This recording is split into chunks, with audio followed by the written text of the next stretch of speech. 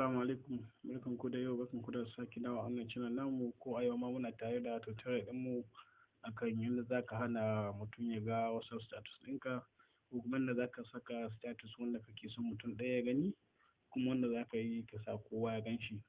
Da farko sai mu shiga cikin WhatsApp. Idan muka shiga WhatsApp, kaga yanzu ga status nan ko, idan na sa status kowa zai iya gani. A shi kamar wannan shi ma sana shi ina gani. Akwai tsarin da ake yi yadda idan ka ɗaura status ba wanda zai gan shi in ba kai ka so ya gan shi ba. Akwai tsarin da za a yi kuma wanda idan ka ɗaura status ko da kana da lambar mutum ba yanda za a iya ga status ɗinka. Akwai kuma status da za ka ɗaura wannan mutum guda kawai zai gan shi. To za mu muku wannan bayani a taƙaice cikin mintuna kaɗan. Da farko sai ka shiga wani three dot ɗin nan a kusa ga search bar ɗin nan a sama ɗin sai ka yi clicking. Idan ka yi clicking sai ka shiga wurin setting. Idan ka shiga setting sai ka shiga wurin account. Idan ka shiga account sai ka shiga privacy ɗin nan. To kaga mun zo wurin, kaga ga status nan. A status ɗin mu yanzu kaga my contacts, kowa na iya ganin status ɗina. Duk wanda nake da lamba shi cikin wayana, idan na ɗaura status a WhatsApp zai iya kallon status ɗin nawa. To wala Allah akwai wanda baka son ya ganshi kuma yana cikin contact ɗinka, to sai ka shigo wani my contacts asset. Haka gashi an ce who can see my status of the, wa zai ga status ɗinka, an ga ce ko wani lamban ka ko kuma dukkan lambobi na, amma banda sai kai clicking in akwai wanda kake son ka cire sai kai clicking wurin. Kaga an buɗo ma lambobi, ka gani ga lambobi nan gaba ɗaya an kawo na cikin wayana, duka suna ganin status ɗina. Ka fahimci Hausa? To akwai wanda nake so shi dai ba na son ya ga status na, misali wannan na farkon 3 star ɗin nan, sai na yi clicking ɗin shi, ba na son ya ga status ɗina. Ka fahimta? Alhaji Abba ba na son ya ga status ɗina.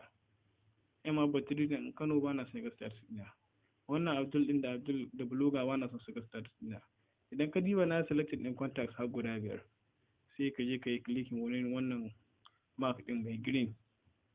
Idan ka yi clicking a gan shi my contact as ka selecting ɗinsu amma bai setting ɗin bai shiga ba, sai ka sake danna wurin done, wannan done ɗin. To sai ka diba under submit, ka an rubuta status ɗinka 5 contacts excluded. Duk yanda aka yi, duk yadda suka yi, ba yanda za su yi, dan ba hakan da zai iya hacking ɗin third party, ba wani third party zai hacking ɗin WhatsApp daga status ɗinka, ba yanda za a yi su ga status ɗinka. In sun shekarar shiga WhatsApp in ka saka status ba sa gani. Ko kuma misali kila mutum guda kake son ya ga wannan status ɗin naka, kana son ka ɗora status ne amma kuma baka son kowa ya gan shi, sai ka shiga only share with. Abin su waɗannan biyu ɗin kila duk bana son su gan shi, kila a blogger nake so ɗaya ga wannan status ɗin zan ɗora a gan shi, kila dan shi na yi status ɗin, na yi clicking wurin blogger, daga na yi selecting shi ko na yi selecting green ɗin nan, na yi sana don. Kaga status ɗina one contact selected, ba wanda zai ga status ɗina in ba shi ba. Blogger ne kaɗai zai ga status ɗina a WhatsApp.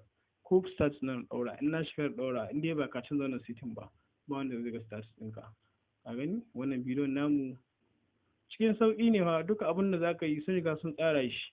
A gani idan kuma kana son duk wanda aka ga lambobinka ya ga status ɗinka da ka nuna mai contacts ɗin nan, ba sai ka select ɗin su sai ka zama OK. Kowannen su zai ga status ɗinka. Wannan shine bidiyon mu. Muna roƙo wanda ba su yi mana subscribe ba su yi mana subscribe, wanda kuma suka yi mana subscribe su yi mana sharing ko kuma su yi mana like. Idan suna da tambaya kuma sai su yi tambaya a comment section. Za mu kasance muna kawo muku bidiyo a koda yaushe, amma subscribe ɗin da muke da sharing shi zai ba mu ƙarfi. Mun gode, kasance da mu a koda yaushe.